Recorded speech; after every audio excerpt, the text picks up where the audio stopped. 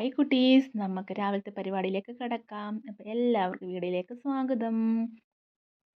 എണീറ്റ് വന്നോടെ എൻ്റെ അമ്മാമ്മയ്ക്ക് ഞാൻ പണി കൊടുത്തിട്ടുണ്ട് കേട്ടോ. ബീൻസൊക്കെ തോരൻ വെക്കാനായിട്ട് അരിയാൻ പറഞ്ഞിട്ടുണ്ട്. തേങ്ങയെല്ലാം തിരിങ്ങി വെച്ചായിരുന്നു. ചായയൊക്കെ കുടിച്ച പാത്രമൊക്കെ കഴുകി വെക്കാമെന്ന് വിചാരിച്ചു. അങ്ങനെ പിന്നെ വന്നു. ആദ്യം തന്നെ കുറച്ച് ചമ്മന്തി അരയ്ക്കണം ചോറിനുള്ള. ചോറാണ് അടുപ്പിരിക്കുന്നത്. മുട്ട പുഴുങ്ങാനും ഇട്ടിട്ടുണ്ട്. അതെല്ലാം അരച്ച് കഴിഞ്ഞിട്ട് അപ്പോഴത്തേക്കും മുട്ടയൊക്കെ വെന്ത് റെഡിയായിട്ട് വന്നിട്ടുണ്ടല്ലോ. അപ്പം കുറച്ച് ചിക്കൻ ഇരിപ്പുണ്ട്. കുറച്ച് ദിവസം കൊണ്ടേ ഇവിടെ ചിക്കനാട്ടോ അടുത്ത്. ഇനി മീൻ കിട്ടിയാൽ വല്ല രക്ഷയുള്ളൂ. അങ്ങനെ എന്തായാലും അതൊക്കെ കഴിഞ്ഞു. ചമ്മന്തി അരച്ച പാത്രത്തിൽ തന്നെ നമുക്ക് ദോശയ്ക്കുള്ള ചമ്മന്തി കറിയൊക്കെ ഉള്ളതാക്കണം. അതും അരയ്ക്കാമെന്ന് വിചാരിച്ച ആ കൂട്ടത്തിൽ.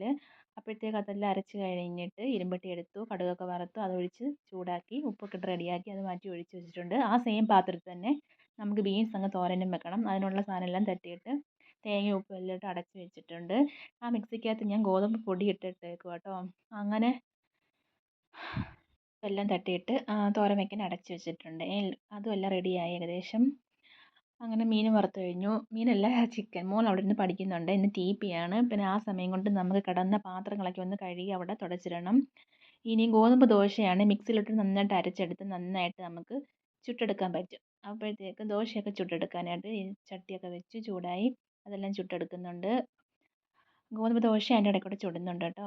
അങ്ങനെ അതെല്ലാം സെറ്റാക്കി ചോറും കറിയെല്ലാം റെഡിയായി. നമുക്കിനി ലഞ്ചിനായിട്ടുള്ളതെല്ലാം റെഡിയാക്കി വെക്കാം.